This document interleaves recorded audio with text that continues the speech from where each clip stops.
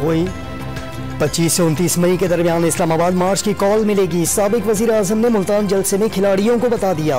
हकीकी आज़ादी मार्च की तारीख का हतमी फैसला इतवार को कोर कमेटी करेगी। मरियम नवाज जिस जज्बे और जुनून से नाम लेती हैं वो ऐसा न करें, कहीं उसका शौहर नाराज ना हो जाए। इमरान खान का मुल्तान जलसे से खिताब। इमरान खान गंदी जबान को लगाम दें, मरियम से मुतालिक बयान पूरी कौम की तौहीन है। वफाकी वजीर दाखिला राना सनाउल्लाह का सख्त रद्द-ए-अमल।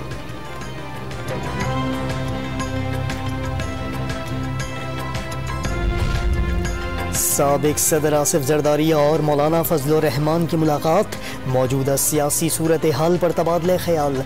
दोनों रहनुमा मुस्तकबिल में तमाम फैसले मुशावरत से करने पर मुत्तफिक। कौमी हुकूमत ही मुल्क को साबिक हुकूमत के भंवर से निकाल सकती है, मुलाकात में इत्तेफाक।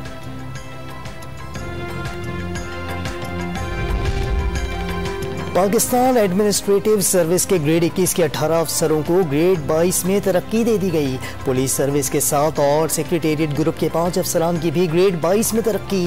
नोटिफिकेशन जारी कर दिया गया।